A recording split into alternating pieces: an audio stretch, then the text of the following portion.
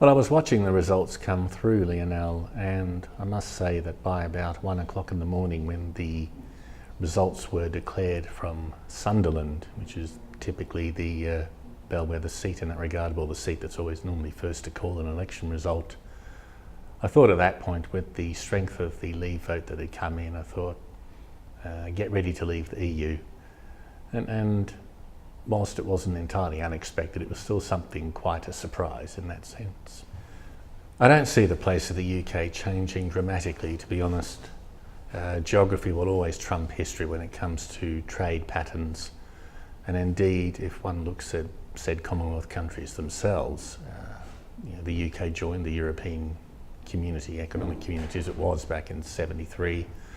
We're now talking 45 years roughly, and those countries have moved on themselves. So for Australia, the most important trade partner is China, followed by Japan. And I think the Australian Trade Minister, Stephen Choberg, encapsulated those sentiments quite well when he said that in many ways the so-called special relationship with the UK is a relic of yesteryear. Before saying, of course, that Australia was prioritising a trade agreement with the EU. Now, I'm not sure that any of these understandings ever permeated into the referendum debate. From our own research going around the country in our so-called CBS roadshow, the audiences present in towns like Hull or Boston, Stoke, predominantly older people, seem to have this view that the Commonwealth was stabbed in the back and that we could conclude a trade agreement with Australia just like that. To me, that demonstrated a remarkable lack of understanding of how these other countries around the world actually see the UK. And of course, the UK is not the mother country it once was. I mean, the population of the UK is 60 million, population of Australia is 25 million, population in Canada is 35 million.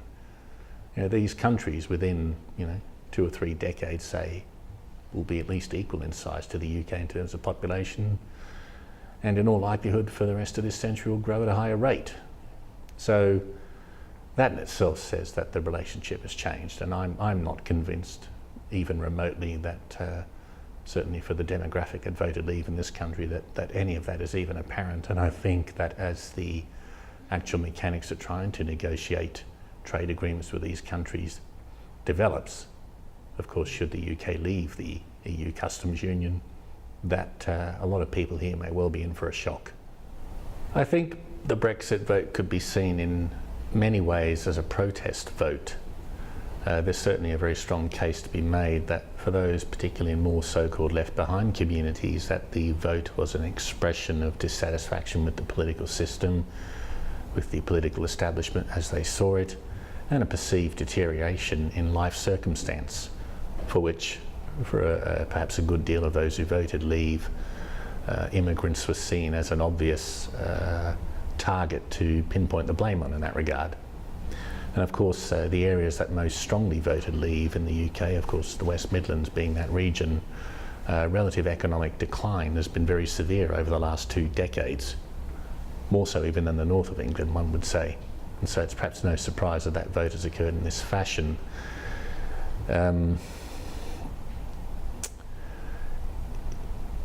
There is another issue there for some people around so-called loss of sovereignty. Of course, being an EU member is shared sovereignty. That's not the same as loss of sovereignty.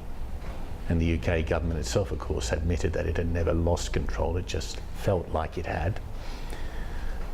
What then replaces that? Well, any form of trade agreement with another country, be it the US or China, by definition involves a loss of sovereignty. The only way to not feel that status would be to be an island and trade with nobody, which of course for a country that has to import about half of its food requirements could be a bit difficult. One word, Brexit to me is disruption. It's disruption pure and simple. It's a real slap in the face to the notion that globalisation is irreversible, that the world has become more liberal, more tolerant, more open, and indeed more embracing of the free market, for example. Brexit is a slap in the face to all of those. It's not the only reaction, of course. We see it with Trump. We now see a candidate on the far right fringe in Brazil, the favourite to become its next president. And we see it elsewhere in the world with a resurgence of autocratic regimes.